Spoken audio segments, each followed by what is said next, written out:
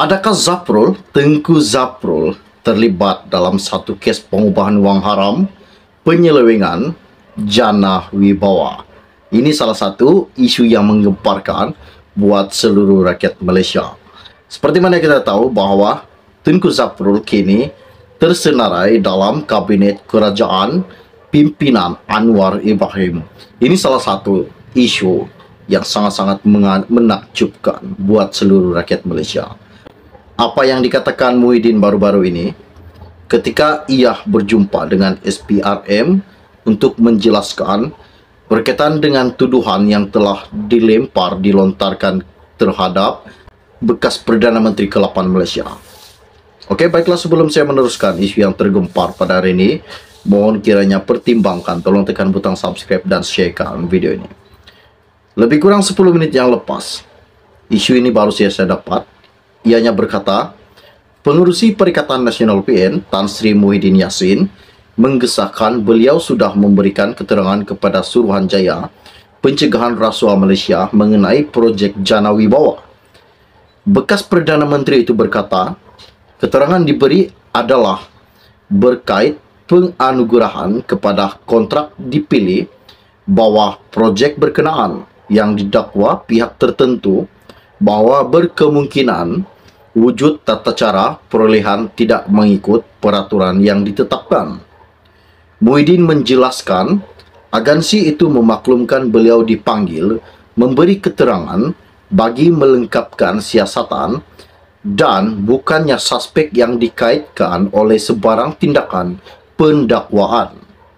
Sebelum ini, Timbalan Perdana Menteri Datuk Seri Dr. Ahmad Zahid Hamidi dilaporkan berkata, Kementerian Kewangan mengarahkan pelaksanaan projek Jana Wibawa untuk ditangguhkan untuk meneliti semua sama ada tata cara perolehannya mengikut peraturan ditetapkan oleh Perbendaharaan.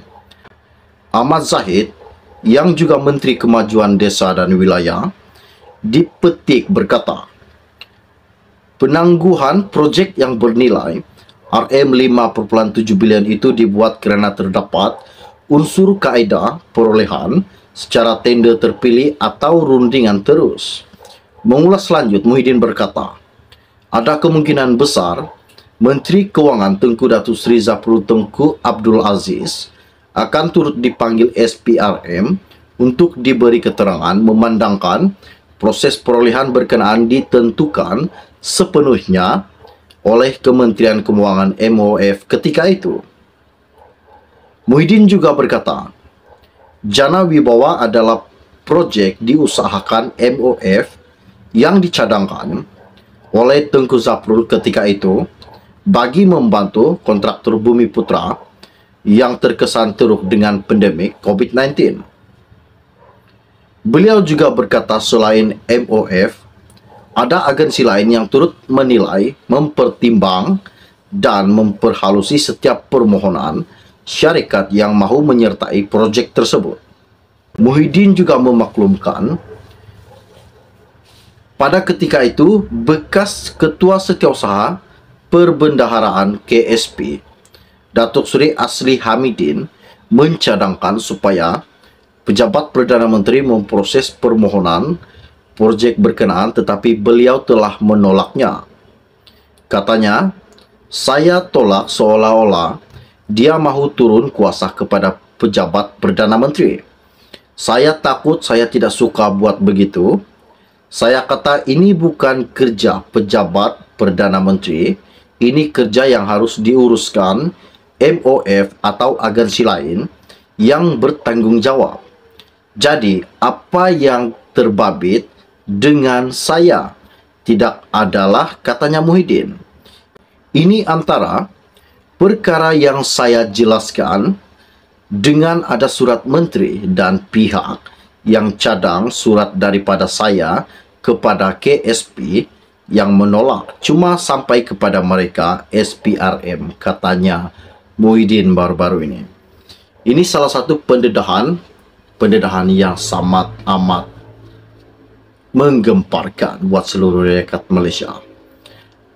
Adakah bakal berlaku salah satu menteri yang berada di dalam kabinet perpaduan, kabinet gabungan yang diterajui Anwar Ibrahim bakal meringkuk ke dalam penjara ataupun bakal berlaku salah satu perpecahan yang amat-amat menakjubkan menjelang sahaja PRN 6 negeri yang akan diadakan tidak lama lagi.